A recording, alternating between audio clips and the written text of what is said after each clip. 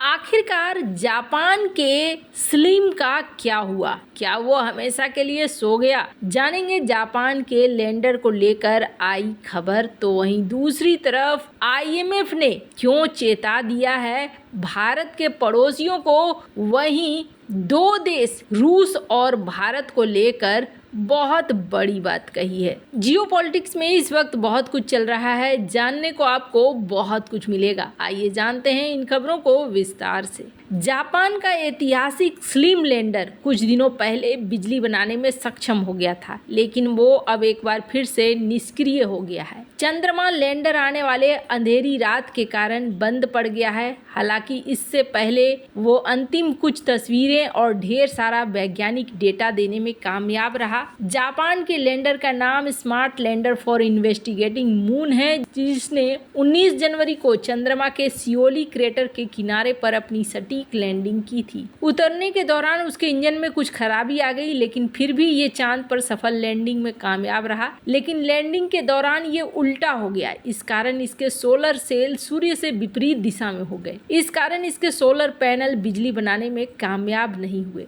कुछ घंटे में ये रिजर्व बैटरी पर चला गया और फिर बंद हो गया। 10 दिन बाद स्लिम के सोलर पैनल पर सूर्य की रोशनी पड़ी। इस कारण वो एक बार फिर से जागा। स्लिम का संचालन करने वाली जापान एरोस्पेस एक्सप्लोरेशन एजेंसी ने अंतरिक्ष यान के मल्टी बैंड कैमरा के साथ पास के चंद्र सतह को स्कैन किया। गैर लाभकारी प्लेनेटरी सोसाइटी के मुताबिक एमबीसी को परावर्तित सूर्य के प्रकाश का विश्लेषण करके ओलिविन और अन्य खनिजों को खोजने के लिए डिजाइन किया गया है। जापानी स्पेस एजेंसी की ओर से स्लिम के नेविगेशन कैमरे की ओर ली गई एक आखिरी तस्वीर पोस्ट की गई। स्पेस एजेंसी ने बताया कि अंतरिक्ष यान अब निष्क्रिय हो चुका है। एक बार फिर से संभवतः स्लिम को जगाने के लिए जाक्सा को लगभग 14.5 दिन का इंतजार करना होगा। अगला चंद्र दिवस 15 फरवरी के आसपास शुरू होगा। इस दौरान अनुकूल तापमान की स्थिति की प्रतीक्षा करनी होगी। हालांकि स्लिम के सामने एक बड़ी मुश्किल है, उसके इलेक्ट्रॉनिक्स को शून्य से -208 डिग्री फ़ारेनहाइट तापमान का सामना करना पड़ेगा।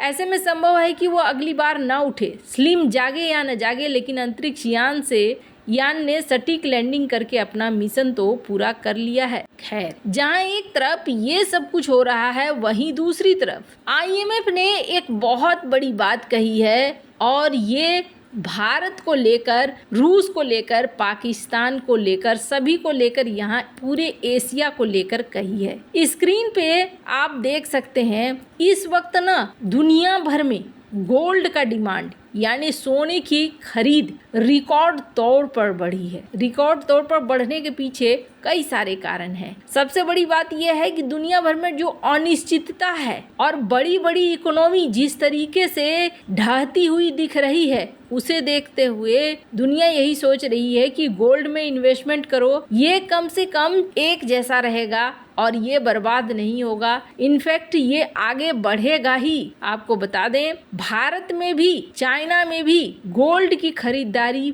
बहुत ज़्यादा बढ़ी है। 2023 में 2022 की तुलना 10% तक गोल्ड की खरीदारी ज़्यादा हुई है। कारण साफ है, पूरी दुनिया के इस वक्त जो आर्थिक अवस्था है वो हिली हुई है।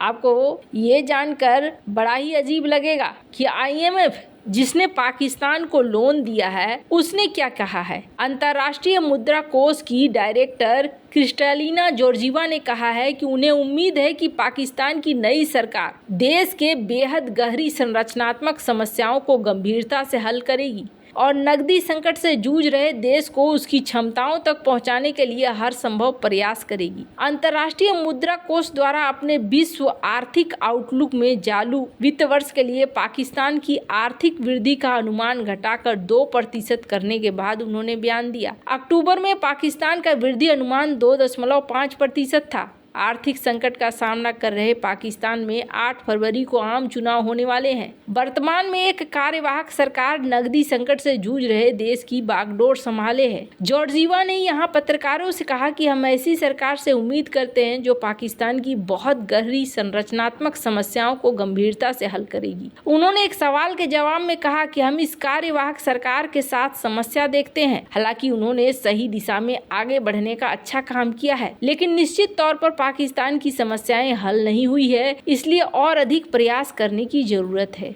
जॉर्जिया ने एक सवाल के जवाब में कहा, हम एक ऐसी सरकार देखना चाहेंगे जो पाकिस्तान को अपनी क्षमताओं को पहुंचाने के लिए और भी ज्यादा आवश्यक हो। वैसे आपको बता दें, यहाँ देखकर ही समझ में आ रहा होगा कि पाकिस्तान को लेकर IMF को टेंशन है। पाकिस्तान को लेकर IMF को लग रहा है कि यहाँ पाकिस्तान अपने वादे को पूरा नहीं कर पाएगा। तो वहीं बाकी पड़ोसियों को लेकर भी कुछ ऐसे ही हालात हैं। चाइना को लेकर भी उनका यही मानना है IMF का। CNBC की इस रिपोर्ट को देख सकते हैं, जिसमें कहा जा रहा है कि हाउसिंग डिमांड 50% तक अगले 10 सालों में घट सकता है और ये आंकड़े बता रहे हैं कि यहाँ पर स्थिति गड़बड़ है। इसी बीच भारत को लेकर भी एक खबर आ रही है और सबसे अलग खबर तो रूस को लेकर आ रही है। आपको बता दें, कहा जा रहा है खुद IMF के द्वारा कि 2 ही देश हैं जो देश इस वक्त पूरी दुनिया में आर्थिक संकट आने के बावजूद हिले हुए नहीं है। एक तो भारत है, भारत की इकोनॉमी को लेकर इन्होंने साफ कर दिया है, और दूसरा उन्होंने रूस की इकोनॉमी को लेकर भी कहा है कि रूस की इकोनॉमी स्ट्रॉन्ग है और यहाँ पर रूसी इकोनॉमी आगे बढ़ेगी। इन्होंने ये कह के ना एकदम से चौंका दिया है। IMF ने रूसी ग्रोथ को आगे बढ़ा दिया है और कहा है कि ये अभी बढ़ेगा, इसमें कोई दिक्कत नहीं आएगी। अब जरा सोचिए, जिस रूस के ऊपर इतने सारे प्रतिबंध लगाए गए उसको लेकर ये कहा जा रहा है कि यहाँ आने वाले समय में IMF के द्वारा ये कहा जा रहा है कि ये और ज़्यादा बढ़ेगा। वैसे मनी वीक की इस रिपोर्ट को भी देख सकते हैं, जिस रिपोर्ट में यही कहा जा रहा है कि फिलहाल के लिए रूसी इकोनॉमी में कोई कटौती देखने को नहीं मिल रही है और ये इस वक्त बड़े ही चमकीले वाले मोड में है। पर आपको बता दें, ये भी कहा जाता है कि पुतिन की इकोनॉमी में असर पड़ेगा और जब ये लंबे समय तक ऐसा ही अगर रहा तो इसका असर फिर पड़ना शुरू हो जाएगा। वैसे कई कारण हैं जिसकी वजह से रूसी इकोनॉमी बची हुई है। इसलिए बची हुई है क्योंकि यहाँ पर किसी न किसी तरीके से उसके तेल बिक रहे हैं, उसके अनाज और फर्टिलाइज़र बिक रहे हैं और ये वजह है रूसी इकोनॉमी के बचे रहने का। वहीं दूसरी तरफ भारत को लेकर IMF ने साफ कर दिया कि भारत का जो ग्रोथ रेट है वो पहले से बेहतर रहेगा।